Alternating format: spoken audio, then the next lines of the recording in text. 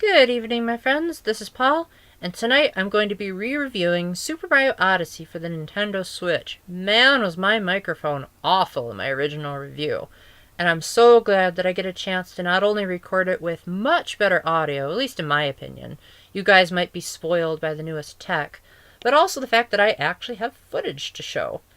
Now, I want to make a couple of disclaimers. First off, I'm going to be showing a good deal of story footage from the first two kingdoms, but nothing that's going to be an outright spoiler until New Donk City. So if you don't want to be spoiled about some of the post-game content, and you don't want to see some of my impressions of some of the more cool story-worthy moments, you might want to turn off this video or at least put it on watch later until you've completely beaten the game, or at least you've beaten New Donk City and don't care about a certain post-game costume that is some epically amazing fan service. So, first off, Super Mario Odyssey is a return to the style of platforming that was established in Super Mario 64. The environments are very big, and while the game's not open world, there are a lot of kingdoms to explore, and they're not interconnected in the slightest.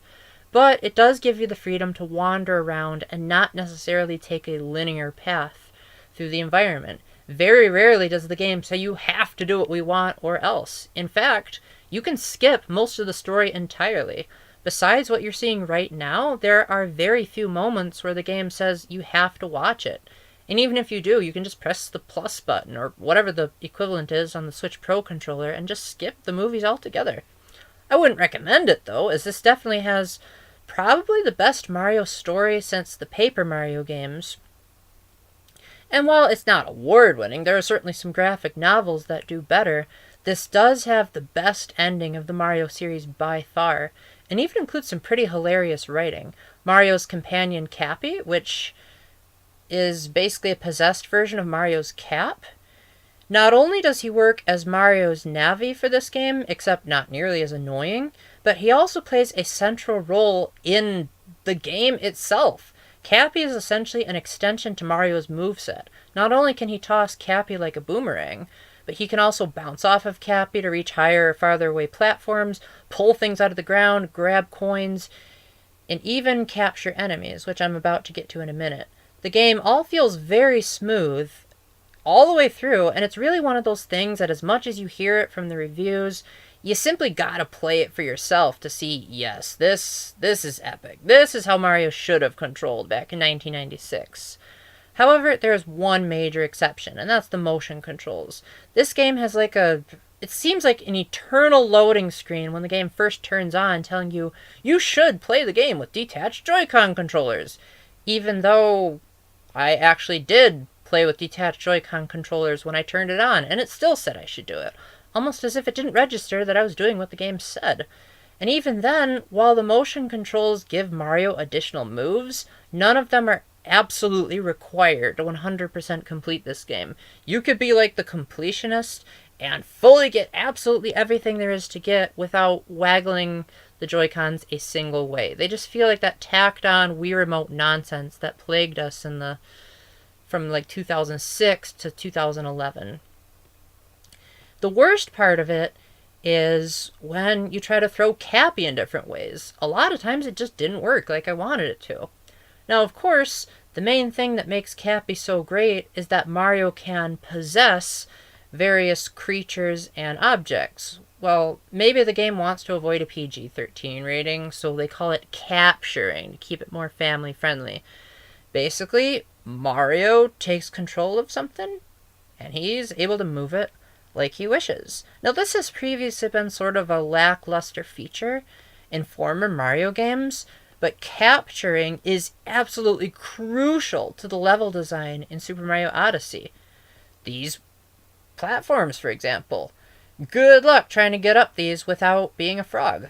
There are these caterpillar-like enemies that stretch out to let Mario swim across pools of poison water. They don't sound that great on paper, but that's only because I don't want to spoil too much of the game for you. I want you to see how these capture abilities work and be like, whoa, I'm playing as a tank! Or, guess what? I can actually shoot for once, besides playing Mario plus Rabbids Kingdom Battle. Surprises like that are what make Super Mario Odyssey an absolute thrill. It's also really more of a celebration than anything. It embraces the fact that it's a new Mario game, but at the same time it embraces Mario's legacy. So it's not afraid to try some new things, but it's also not afraid to go back and say, okay, let's focus a little bit more on what made Super Mario 64 great and forget that 3D World ever happened for the most part. Super Mario Odyssey's main collectibles are in the form of Power Moons and coins. Power Moons take the place of the Power Stars and Shine Sprites of the 64 Sunshine and Galaxy games. Unlike the Shine Sprites and Galaxy Stars, though, Power Moons are pretty much all over the place. Granted, there are story-related moons, but for the most part, something as little as ground pounding or pushing aside a tree can get you a Power Moon. Literally, you don't even have to try that hard to find them. They're like all over the place. And there's roughly about 900 that you can find scattered around. And the game just wants you to go out of your way to find them. The game also has coins in abundance. Thankfully, this is no New Super Mario Bros. 2. Coins actually have a monetary value in this game. Since lives have been removed, you lose 10 coins instead of losing a life. And while that may not seem like a huge penalty, it does feel like it's appropriately punishing when you're the type that wants to get the myriad of costumes that Mario can wear, or souvenirs for his ship. These costumes, while they don't give Mario any extra abilities, apart from just looking cool, they do allow him to progress into certain areas that the NPCs say, you're not exactly dressed for the occasion. Think of it like going to a wedding in sweatpants and jeans. It just doesn't work. You gotta be dressed for the occasion. As you can see, the presentation of Super Mario Odyssey is absolutely stellar. If I weren't afraid of copyright purposes, I would love to show you the background music that's playing right now, because the orchestra piece absolutely goes magnificently with the sweeping waterfall. And Mario can also turn 8-bit, so then the graphics become appropriately cubic. And it's probably the closest thing to a Mario Generations, if you haven't heard of Sonic Generations, that you're going to get. Because it feels like the game switches styles seamlessly, and the music even changes to become blocky, just like the new style. Overall, Super Mario Odyssey makes you say, wow, this is what the Switch is capable. And it's one of the few Nintendo Switch games that feels like its technology is leaps and bounds over similar Wii U games. Like, Breath of the Wild looks pretty much the same on Switch and Wii U, but Mario Odyssey feels like it's a huge upgrade over Super Mario 3D World. Now, I am about to get into spoiler sections very, very soon, just as a heads up. At that point, I'm going to be focusing on some new Donk City stuff and what I think about the post-game content. But in case you're leaving right away because you don't want to be spoiled, I just want to say right now that this is an absolute must-buy of a game. Don't even wait for it to go on sale. If you haven't gotten a Switch, get it for this game, assuming Super Smash Bros. Ultimate hasn't come out. Because this is absolutely the type of game that should have been like the Wii Sports of the Switch era. So get it without further ado. So for those of you that are leaving, thank you for watching. Until the next time, keep the faith, stay epic, God bless.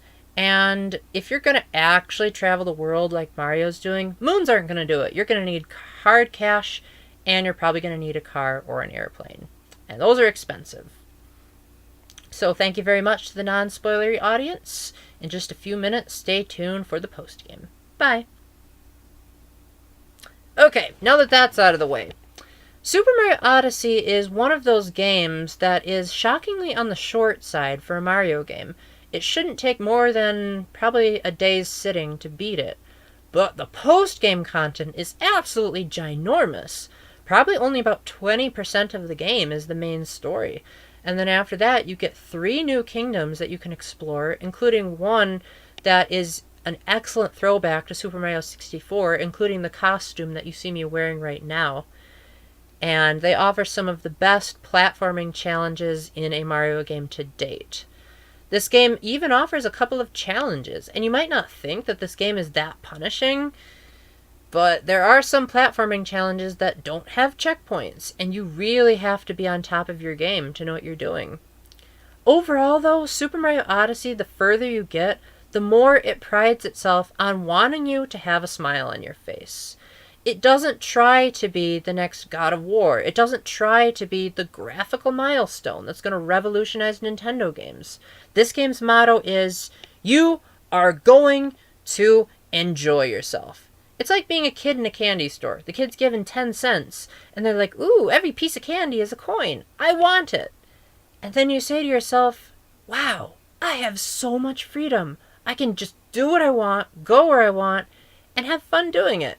I can even jump on top of people's heads in the city, and they're gonna say ouch, and I don't care. That's the kind of stuff that Mario Odyssey thrives itself on. Player choice. You have the controller. You are Mario. And while this isn't exactly a sim or anything like that, it's about the closest you can get to a Breath of the Wild ideal in a Mario game, which has typically been known for being more linear. And for that, I can't really praise the game enough. Now, I want to spend this next couple of minutes just talking about Jump Up Superstar, because that is by far the highlight of this entire experience. So much so that this was hyped up before the game even came out. It was like the best-selling video game tune on iTunes. This entire sequence that you're about to watch is honestly so mesmerizing, not only because it tugs at your nostalgia heartstrings, but because the song is basically a love letter to Mario fans. The game throws in some of the cheesiest references to stuff that's common in a Mario game, like power shrooms, one-up mushrooms. Even Mario's mustache is referenced. And the crowd just doesn't even seem to notice that the song is talking about Mario. He's right there in the crowd. And he's responsible for all of this, and if you go by those Mario timeline videos on YouTube, it was probably a different Mario that was responsible for the events of Donkey Kong. And these people are still saying, Mario, you're the hero, when he probably isn't. He's actually more of the villain, but we'll pretend that that didn't happen. Suffice to say that it's a super catchy tune that I am absolutely amazed that it shouldn't work in a Mario game. Typically, when big-name Nintendo franchises try to adopt musical styles, people expect them to fail, just like the Mario and Zelda cartoons did. But I can't imagine Super Mario Odyssey without its vocal accompaniment. Just as Lost in Thoughts All Alone did for Fire Emblem Fates, Jump Up Superstar did for Super Mario Odyssey.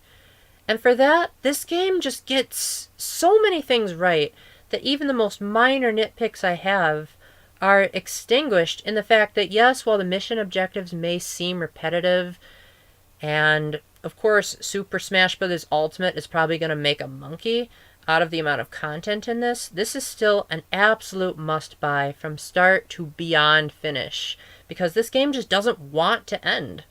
It has so much stuff for you to collect, and the best part about it all is that the game knows that you might not be a completionist, and it gives you options. I won't spoil which ones they are, but they give you options. If you just want to do the minimalist requirement, you can still see the hidden kingdoms, and you can still see the hidden ending. So absolutely pick this up. It is worth every penny of your time.